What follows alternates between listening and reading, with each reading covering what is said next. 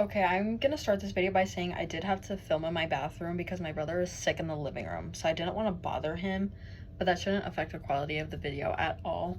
So I have two things I want to reflect on, and I know in the submission post it says only one, but I have two. I hope that's okay. So the first one is the peer-reviewed journal articles. So I didn't really know that like the submission and acceptance process was kind of as extensive, if that's the right word, and as hard as it was. um if I look this way, I'm literally just trying to recall my information. So like the video said, only 3% get accepted without any revision. So that's just straight off the bat, they submit it, it's accepted. And then it was, I think he said 7% get accepted with minor revisions, 10% with major, and then the 80%, the rest of them, they just get flat out rejected. So I didn't know that the process was as hard as it was. So it's kind of interesting to know. But it's also important, I think, because that way it's not just any information that's being posted, it's stuff that is going to help you.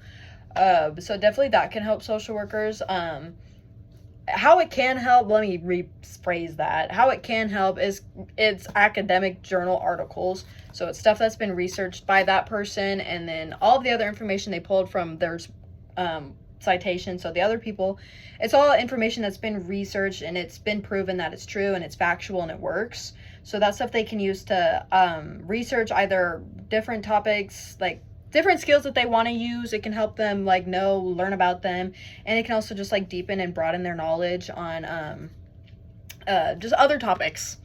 Yeah. And then the second thing is the APA writing style.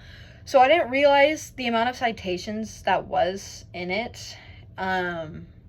There's a lot there, and so there's a little more I wanted to say with that, but like, and also just the formatting of it all, it kind of helps you get your ideas out in a cohesive manner, if that makes sense. So it'll all flow well together and it all makes sense together. So definitely that can help them with their writing skills, help them write things that make sense and it's clear.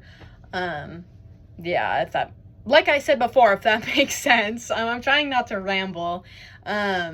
So then how I can like apply these skills to my own writing. So I have no experience with APA at all.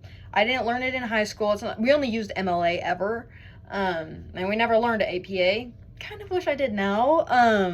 But I'm doing it, so that's fine. So I definitely think the ways I can apply it, because I'm not very good at writing papers, I can use kind of just the formatting of it all. It helps, like I said before, get your ideas out. So it'll help me organize my ideas better and make my writing a lot better too, because I'm not really great at writing papers. It hasn't been my strongest suit ever.